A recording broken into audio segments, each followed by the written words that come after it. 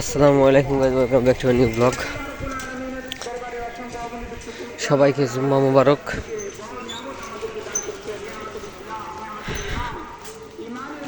আজকের আবহাওয়াটা একটু ভালোই আছে।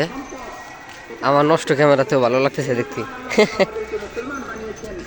তো যাইতেছি আর কি আপনার মসজিদে যাইতেছি।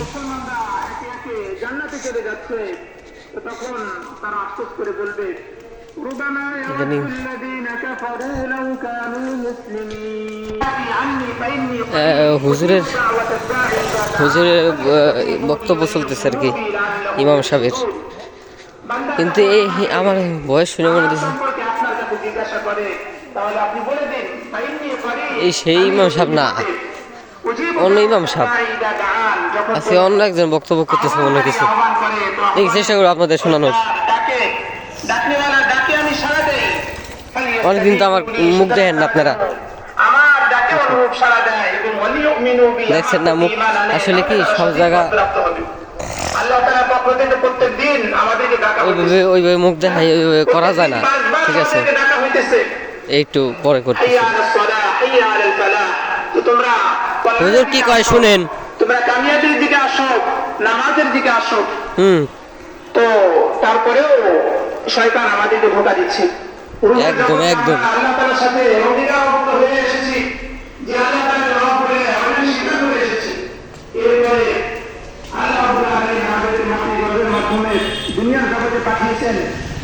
দুনিয়াতে আসার পরেও ডাক্তারে আযান এবং বান্দাকে ইকামত দিয়ে দেওয়া হয়েছে।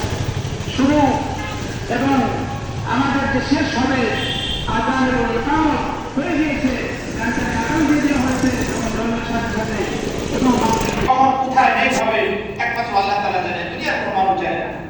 ওয়ায়ালামু মা ফিল আরহাম, এবং মাতৃ গর্ভে কি আছে, সে যে সন্তান, সে ছেলে না মেয়ে, সে কি অবস্থার মধ্যে দুনিয়াতে আসবে, একমাত্র আল্লাহ তাআলাই জানেন।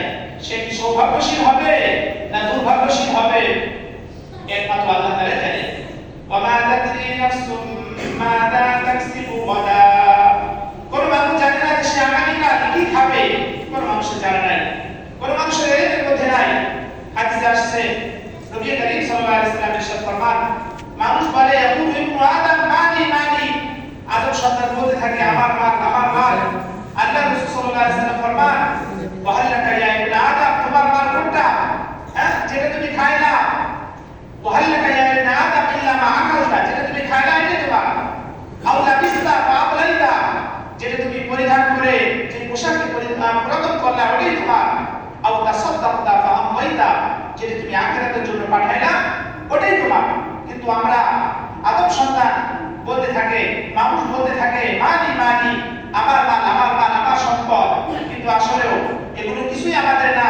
আমাদের কোনটা, যেটা আমি খাইলাম করলাম এবং আখিরাতের জন্য পাঠাইলাম ওটাই আমার।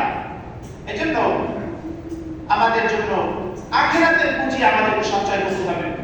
আখিরাতের কামাই এবং উপার্জন কিসের মাধ্যমে হবে, কোন আমলের মাধ্যমে হবে, সেটা আমাদেরকে জানতে হবে।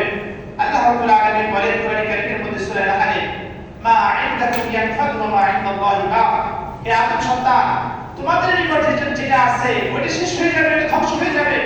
ওয়া মা ইনদাল্লাহি বাক, আর আল্লাহ তাআলার নিকট যেটা তোমরা পাঠাচ্ছ ওটাই বাকি থাকবে, ওটাই চিরস্থায়ী তোমাকে ফায়দা দিবে। আল্লাহ তাআলা সূরা কাহফের মধ্যে বলেন,